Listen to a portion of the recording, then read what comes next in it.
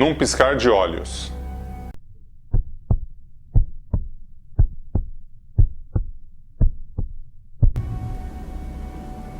Num piscar de olhos.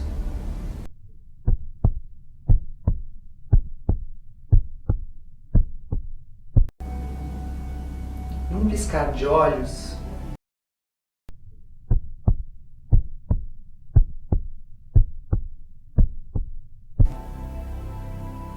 Num piscar de olhos.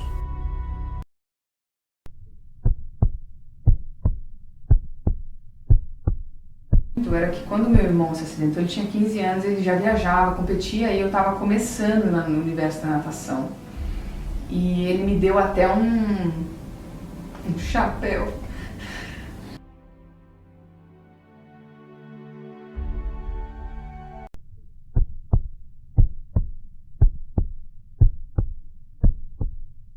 Viu que a Mayumi estava se afogando e pegou e tirou ela da piscina. E foi assim, tudo muito rápido, uma pequena falta de atenção, provavelmente, né, a mãe não estava ali por perto, ou mesmo...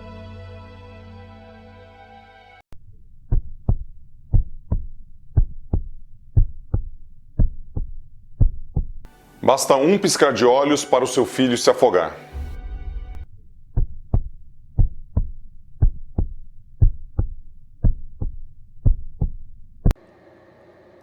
Agora está na hora de aprender como evitar, ajudar e mitigar um afogamento em apenas 5 passos. A primeira e mais importante ação é a prevenção.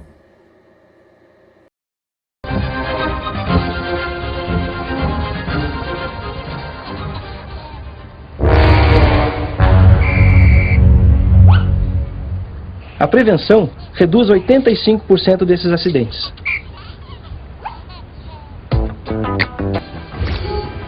Evite brinquedos próximos e dentro da piscina.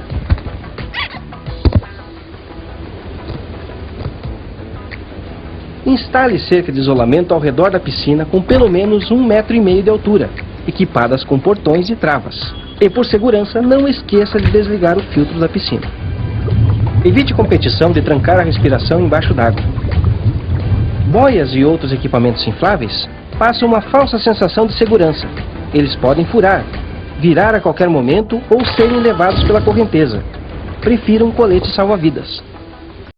Pessoal, conheçam o Jorginho. Ele também é um guarda-vidas como eu e vai nos ajudar a ensinar alguns cuidados que devemos ter nas praias. Olá!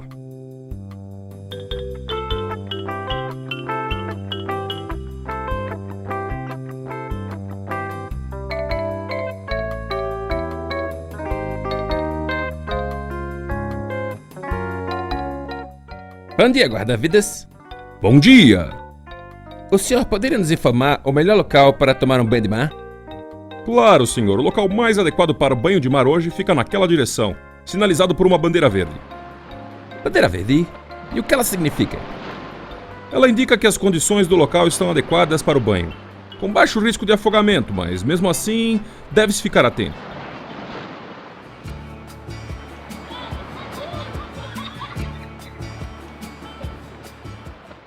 Legal. E quando as condições não estão favoráveis? Tem alguma sinalização também? Tem sim, dependendo do caso, usamos uma bandeira amarela, que indica aos banhistas uma área de médio risco de afogamento. Aconselhamos que aqueles que não sabem nadar não entrarem na água. Puxa!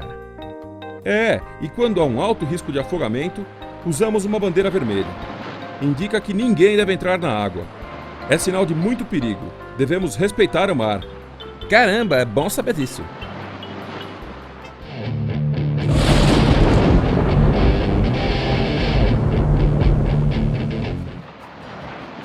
Mesmo assim, cuidado ao entrar na água. Entre com cuidado para se certificar da profundidade.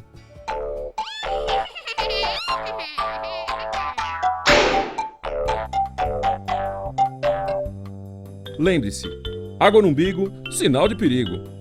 Obrigado, até mais.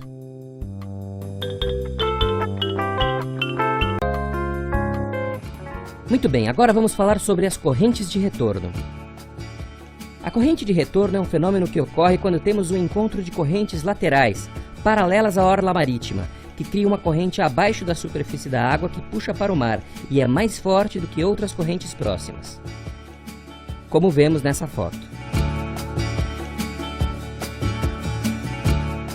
Olhando por cima como que de um avião, podemos ver como a corrente de retorno se forma. Duas correntes contrárias se encontram e um fluxo de corrente se forma, geralmente abaixo da superfície da água, justamente por isso é tão difícil de identificar. Se um banhista desprevenido for pego nessa corrente, ele é puxado para o mar, até o ponto onde a força da corrente se dissipa. Se acontecer com você, não entre em pânico. Caso não saiba nadar muito bem, acene os braços e não tenha vergonha de gritar por socorro. Se você souber nadar bem, nade transversalmente à corrente, de modo a escapar da corrente e ao mesmo tempo nadar na direção da praia. Não tente nadar contra a corrente. Caso você não saiba nadar muito bem, nade de maneira a escapar da corrente. E quando sentir que está livre, nade em direção à praia. Além dos cuidados com as sinalizações, se for nadar, evite bebida alcoólica, comer antes de entrar na água,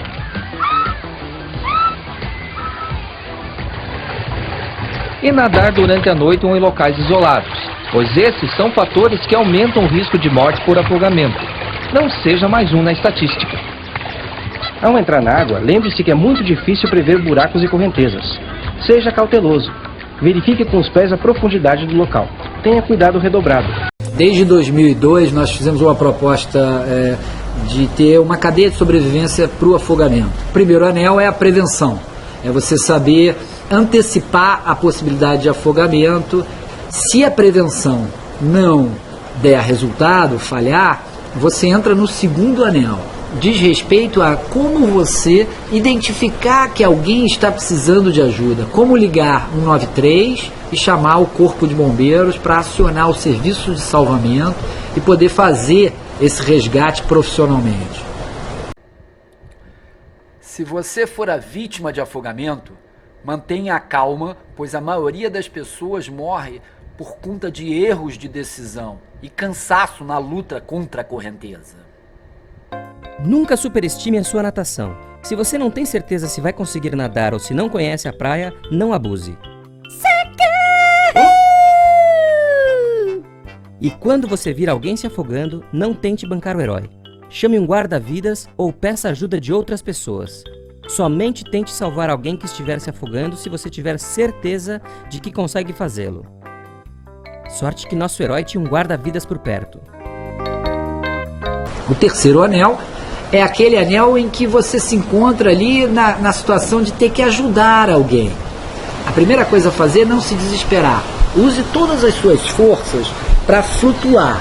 Não lute contra a correnteza, porque é assim que as pessoas gastam a energia e acabam se afogando e morrendo. Então, use as energias para flutuar, levante o braço e acene por socorro.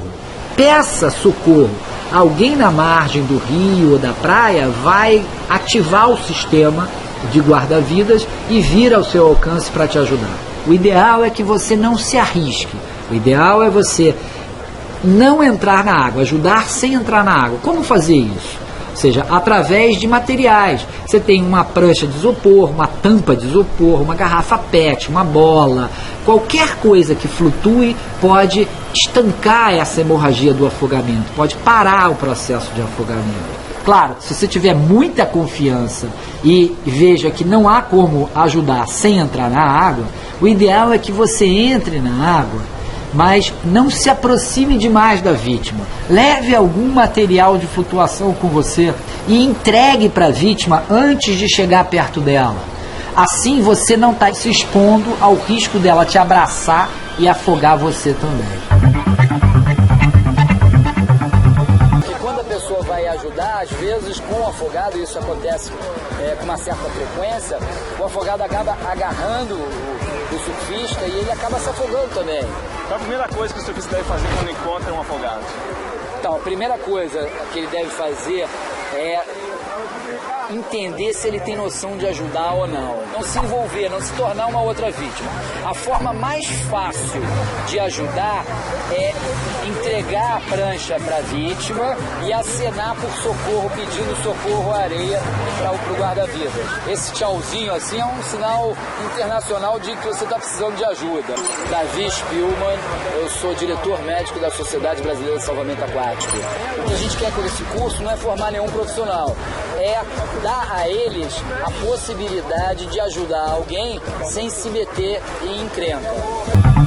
Depois que você tirou a vítima de dentro da água, o que fazer nessa situação? Checou a resposta da vítima, ela não te respondeu, você aciona 193, pede alguém para ligar 193. Hiperestende o pescoço, ver, ouvir e sentir a respiração. Não tem respiração, você vai fazer 5 ventilações iniciais. Isso só em afogamento. Então você faz 1, 2, 3, 4, 5. Não respondeu, a pessoa não balançou o braço, não tossiu, não teve resposta nenhuma. Você tira o dedo do queixo, corre pelo abdômen, encontra o encontro das 2 últimas costelas, vira, tira a mão da testa, coloca ao lado dos dedos, a outra mão por cima e vai fazer 30 compressões. 1, 2, 3, 4, 5, 6, 7, 8, 9, 10, 11, 12, 13, 14, 15, 16, 17, 18, 19, 20, 21, 22, 23, 24, 25, 26, 27, 28, 29, 30. E aí volta a fazer 2 ventilações nesse caso.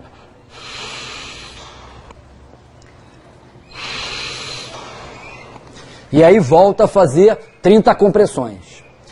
E você vai fazer 2 ventilações, 30 compressões, 2 ventilações, 30 compressões, até quando? Até você estar exausto e não aguentar mais, ou a vítima responder e estar viva, ou até o socorro que você pediu através do 93 chegar em seu auxílio para assumir essa situação com equipamentos, com possibilidade então de levar ao hospital. Cada grau de afogamento tem um risco tem uma gravidade e um risco de morte e um tratamento diferenciado. Então, começamos pelo mais simples, pelo mais leve, aquela pessoa que passou um sufoco na água, estava na água e não estava conseguindo se salvar por si e não aspirou a água. Essa pessoa, ao ser retirada da água, como ela não aspirou a água, ela está apenas cansada. Ela não tem risco de morte nenhuma. A outra pessoa que aspirou aquela pequena quantidade de água, seja até praticando natação ou pegando onda, é aquela pequena aspiração que produz uma tosse. Isso é o suficiente para caracterizar o grau 1. O grau 2, ele já aspirou uma quantidade que afeta a troca de oxigênio. Há uma hipoxemia, que a gente chama, e essa baixa de oxigênio no organismo faz com que a pessoa respire mais rápido. Essa pessoa precisa ter uma oferta de oxigênio e ir ao hospital. Qual a possibilidade dessa pessoa, grau 2, morrer? 1% apenas, mas existe um risco. Depois vem o grau 3 e 4, que tem mais ou menos uma mortalidade de 6 a 20%. É aquela pessoa que aspirou uma quantidade de água que foi o suficiente para reduzir a quantidade de oxigênio em 50%. Essa pessoa tem uma mortalidade mais alta, que chega até a 20%. Ela precisa de oxigênio sob máscara, 15 litros por minuto, precisa ser transferida a um CTI, aguardar pelo menos 48 a 72 horas com um respirador respirando por ela, para que essa água seja absorvida, excretada e que esse pulmão possa voltar a ventilar normalmente. O outro grau de afogamento, que é o grau 5, é aquele grau de afogamento onde a pessoa já estava com o oxigênio tão baixo, numa situação tão desesperada, que ela parou, ela perdeu a consciência e parou de respirar. Essa pessoa tem de 30 segundos a 2 minutos para ser salva. Essa parada respiratória e perda da consciência, em 30 segundos a 2 ou 3 minutos, vai parar o coração. E aí você tem uma parada cardiorrespiratória. Tanto o coração quanto a respiração estão parados. Essa pessoa precisa ser retirada da água e ter ressuscitação plena, ou seja, ressuscitação cardiopulmonar. É o grau mais grave e a possibilidade de ser salva é em torno de 10% apenas.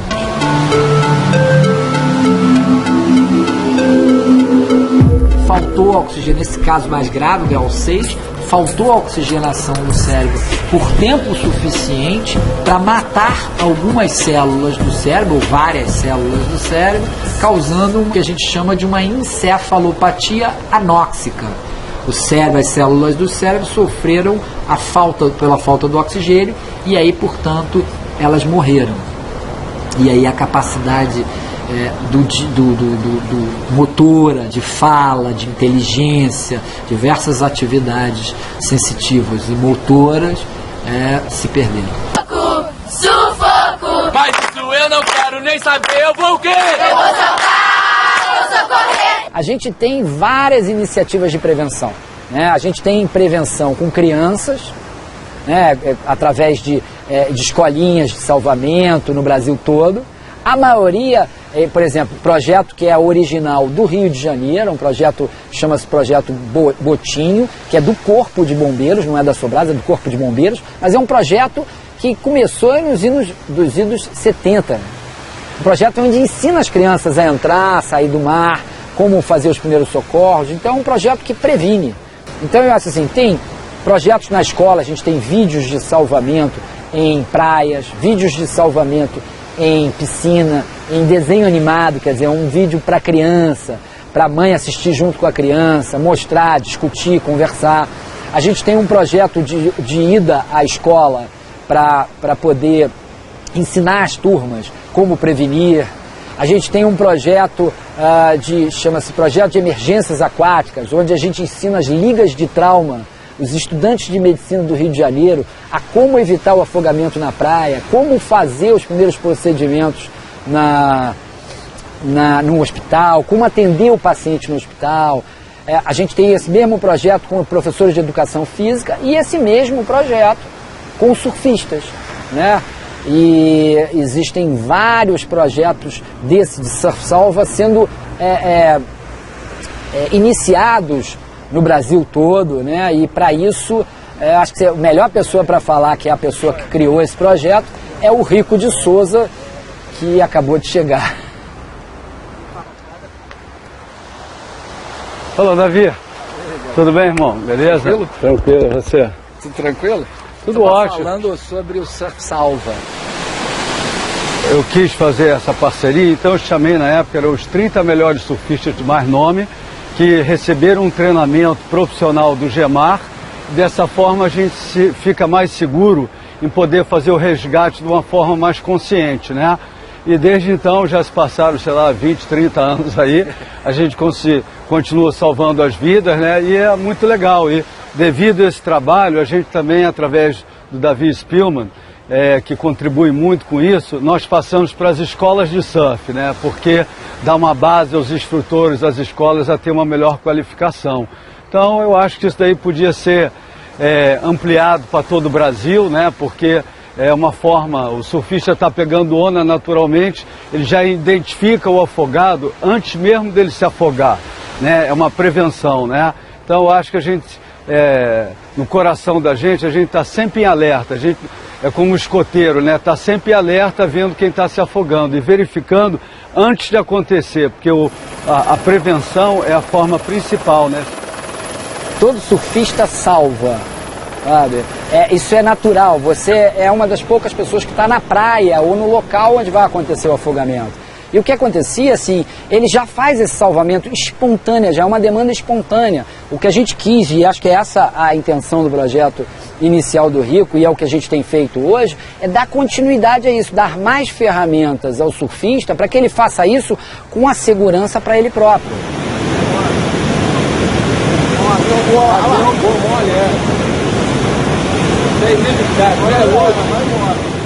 Eu já me afoguei, né? E meu primeiro salvamento eu tinha uns 6 anos, estava pegando onda com prancha de isopor, na época era uma planunda, que chamava, e eu estava na praia de Copacabana, o mar estava em ressaca, era 1º de janeiro, e veio uma onda, eu estava com meu primo, a onda bateu na gente, levou a prancha dele, eu corri com a prancha, nadei com a minha prancha ao encontro dele, botei ele em cima da minha prancha, e aí, para salvar ele, e aí bateu a segunda onda e carregou a prancha também.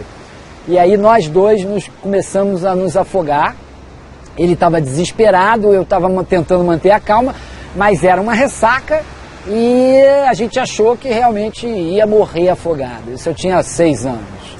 E aí, de repente, eu senti a mão do meu pai me tirando de dentro d'água, me agarrando e agarrando a ele e tirando nós dois de dentro d'água. Isso foi o que nos salvou.